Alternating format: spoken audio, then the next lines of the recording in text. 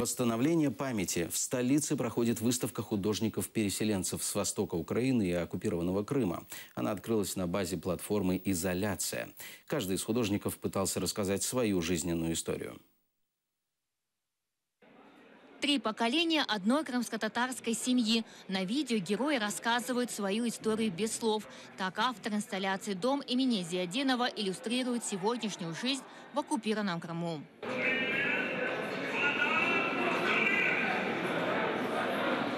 А вот художница Юлия из Симферополя воспроизвела счастливые минуты украинцев о полуострове. Ее инсталляция «Пляж» состоит из камешков крымского побережья. Автор переживала, что украинцы не захотят отдавать последнее, что объединяет их с Крымом. Однако произошло как раз наоборот.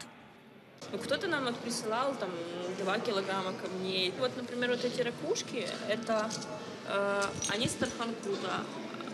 Беляус есть такое место. И барышня, их, которая нам вручила, вернее, передала, она как раз с первой волны переселенцев. Хотим показать, к чему привели эти действия. Привела аннексия Крыма и к боли определенной, что у людей, то есть реально большинство людей травмированы, которые просто неизвестно еще кому как оно будет аукаться. То есть вот эти все моменты, то, что вот просто лишили нас почти всех детства, каких-то воспоминаний и вообще всего. А это уже пейзажи побережья Керчи 2004 года. Они были сняты на пленку. Фотографии в черных рамках, напечатаны металлокерамикой.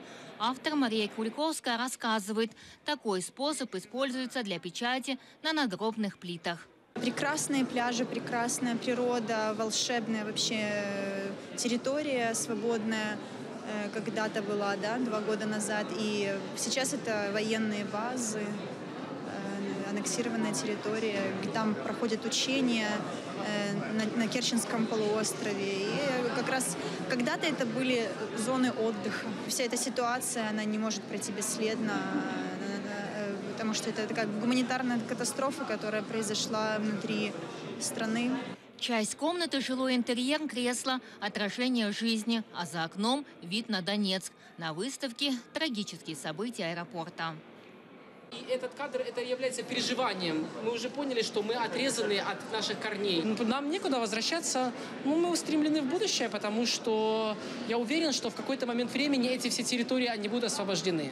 Каждый из участников проекта говорит о своем опыте потери. С помощью инсталляции восстанавливают те события. Выставка продлится месяц, а затем ее покажут в Европе.